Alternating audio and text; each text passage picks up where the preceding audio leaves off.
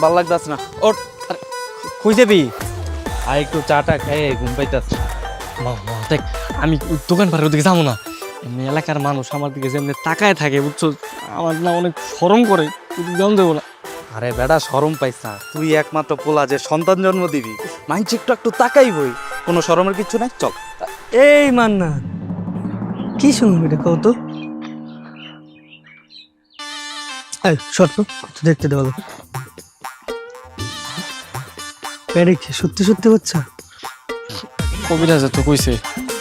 ও তাহলে গ্রামে যা শুনছি তা তো সত্যি।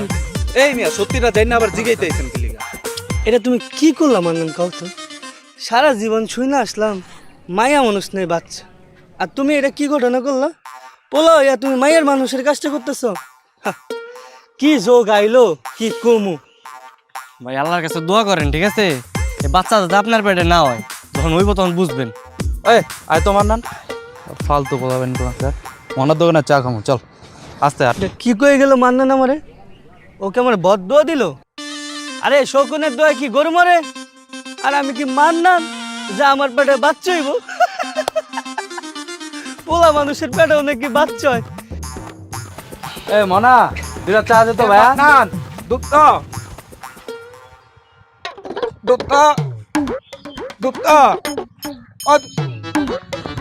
দুটো আমি তোর বাইতে তোর উঠাইতি কে বাড়িতে খুঁজতে গেছো কে? কিসে? দুটো আমাদের একটা উপকার করণ লাগবো।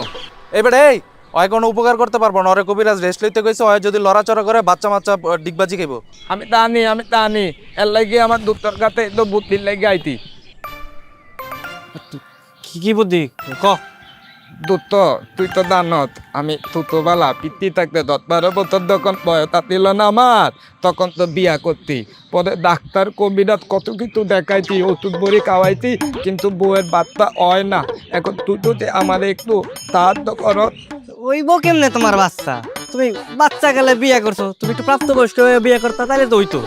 সি সি সি সি, তুই একটা মাইয়ার স্বামী হয়ে নিজের বউর লেগে এরকম কুপ্রস্তাব লইছস না, শালা কাপুরুষ। আমি কি কইতিনি আমার বন্ধুরে আমার বউয়ের কাছে যাইতে? আগে তো পুরা কথাটা শুনবো না, আমার কথাটা না দিল্লা। আচ্ছা তুই কয় মিতা নেই, তুই চুপ থাক। ক তুই ক কি করবি? দুধ তুই তো তোর পেটের ভিতরে বাচ্চা বানাইত না, কিন্তু আমার বউয়ের তো বাচ্চা হইতে না পেটে। এখন তুই আমার যদি একটা বুদ্ধি দেন, তাইলে আমি একটা বাচ্চা বানাইতাম পেটের ভিতরে, বাবা দেখ তোমার কত কষ্ট।